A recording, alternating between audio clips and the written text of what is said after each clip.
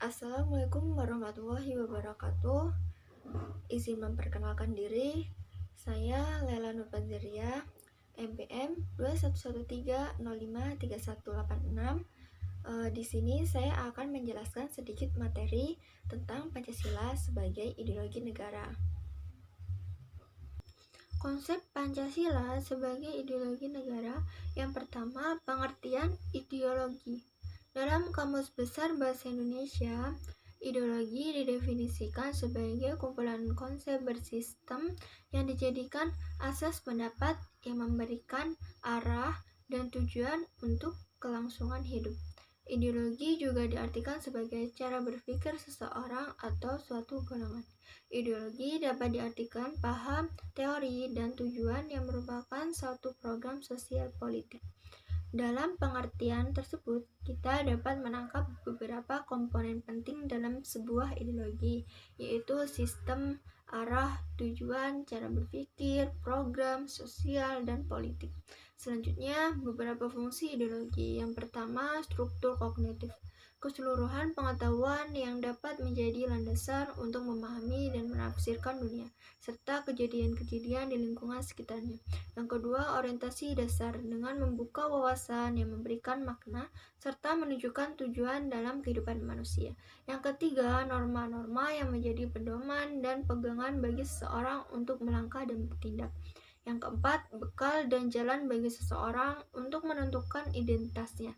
Yang kelima, kekuatan yang mampu menyemangati dan mendorong seseorang untuk menjalankan kegiatan dan mencapai tujuan. Yang keenam, pendidikan bagi seseorang atau masyarakat untuk memahami, menghayati, serta memolakan tingkah lakunya sesuai dengan orientasi dan norma-norma yang terkandung di dalamnya.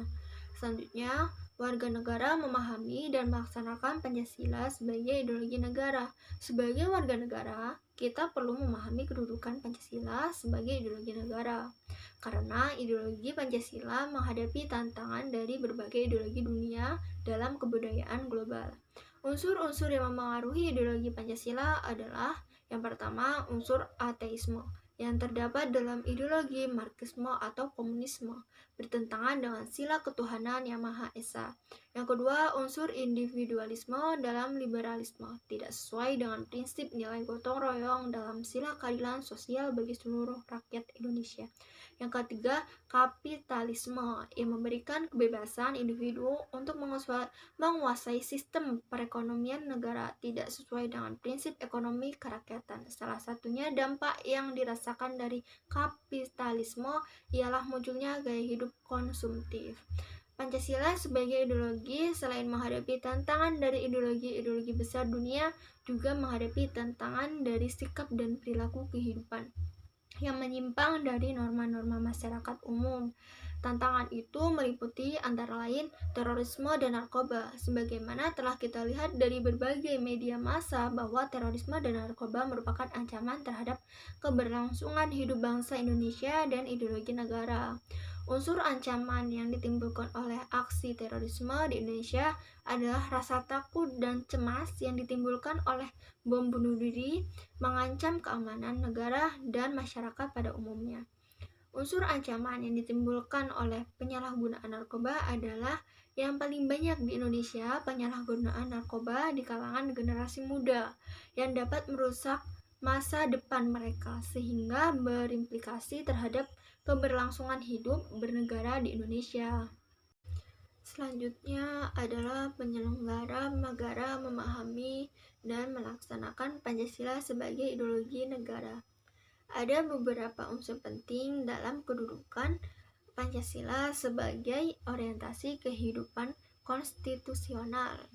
Kesediaan untuk saling menghargai dalam kekhasan masing-masing, artinya adanya kesepakatan untuk bersama-sama membangun negara Indonesia tanpa diskriminasi, sehingga ideologi menutup pintu untuk semua ideologi eksklusif yang mau menyeragamkan masyarakat menurut gagasannya sendiri.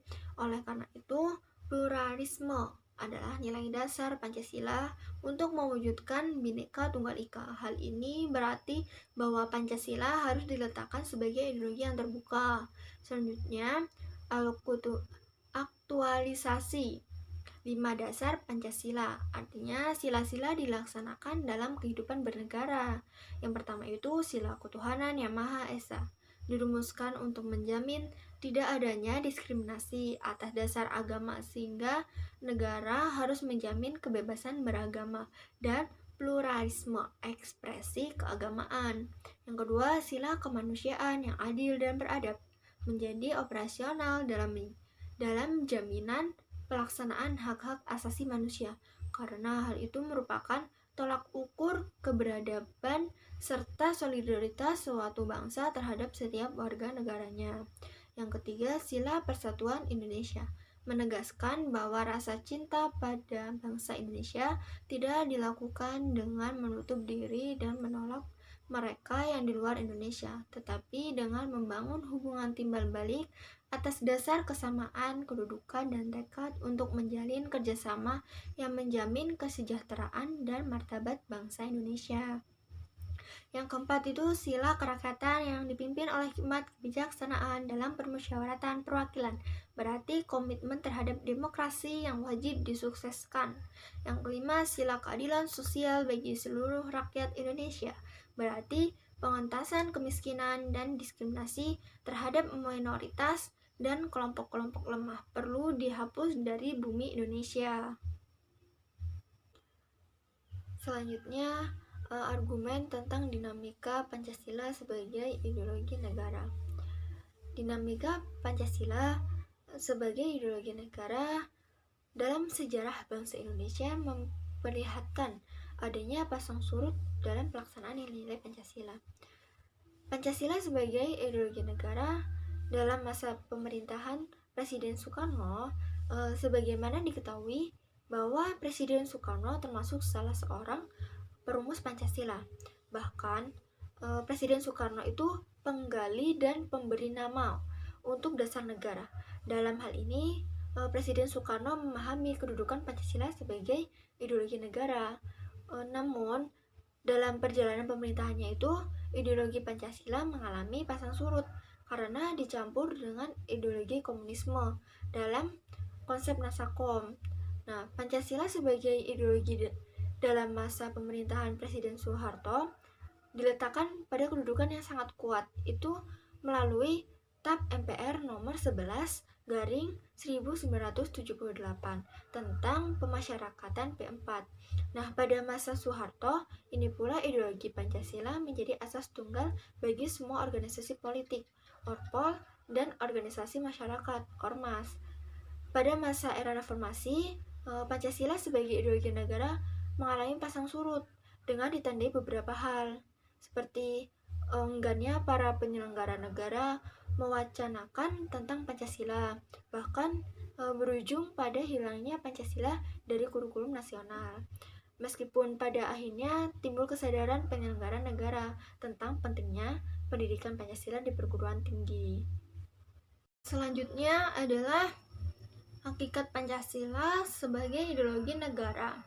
Hakikat Pancasila sebagai ideologi negara memiliki 3 dimensi sebagai berikut.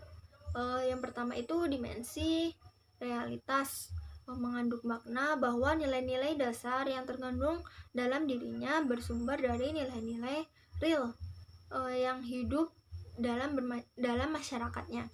Hal ini mengandung arti bahwa nilai-nilai Pancasila bersumber dari nilai-nilai kehidupan bangsa Indonesia, sekaligus juga berarti bahwa nilai-nilai Pancasila harus dijabarkan dalam kehidupan nyata sehari-hari, baik dalam kaitannya dengan kehidupan bermasyarakat maupun dalam segala aspek penyelenggaraan negara. Yang kedua, dimensi idealitas, mengandung cita-cita yang ingin dicapai dalam berbagai bidang kehidupan bermasyarakat, berbangsa, dan bernegara. Hal ini berarti bahwa nilai-nilai dasar Pancasila mengandung adanya tujuan yang dicapai sehingga menimbulkan harapan dan optimisme serta mampu mengunggah motivasi untuk mewujudkan cita-cita. Yang ketiga, dimensi fleksibilitas, mengandung relevansi atau kekuatan yang merangsang masyarakat untuk mengembangkan pemikiran-pemikiran baru tentang nilai-nilai dasar yang terkandung di dalamnya. Dengan demikian, Pancasila sebagai ideologi bersifat terbuka karena bersifat demokratis dan mengandung dinamika internal yang mengandung dan merangsang warga negara yang meyakininya untuk mengembangkan pemikiran baru tanpa khawatir kehilangan hakikat dirinya. Selanjutnya itu urgensi Pancasila sebagai ideologi negara. Beberapa peran konkret Pancasila sebagai ideologi itu meliputi beberapa hal, yaitu yang pertama, ideologi negara sebagai penuntun warga negara. Artinya, setiap perilaku warga negara harus didasarkan pada preskripsi moral. Contohnya kasus narkoba yang merebak di kalangan generasi muda menunjukkan bahwa preskripsi moral ideologis belum disadari kehadirannya. Oleh karena itu, diperlukan norma-norma penuntun yang lebih jelas, baik dalam bentuk persuasif, imbuhan, maupun penjabaran nilai-nilai Pancasila ke dalam produk hukum yang memberikan rambu yang jelas dan hukuman yang setimpal bagi pelanggannya. Yang kedua itu ideologi negara sebagai penolakan terhadap nilai-nilai yang tidak sesuai dengan sila-sila Pancasila. Contohnya kasus terorisme yang terjadi dalam bentuk pemaksaan kehendak melalui kekerasan. Hal ini bertentangan nilai toleransi keyakinan, hak-hak asasi manusia, dan semangat persatuan. Sekian materi yang dapat saya sampaikan. Mohon maaf karena masih banyak kesalahan dalam penyampaian materinya. Saya akhiri. Wassalamualaikum warahmatullahi wabarakatuh.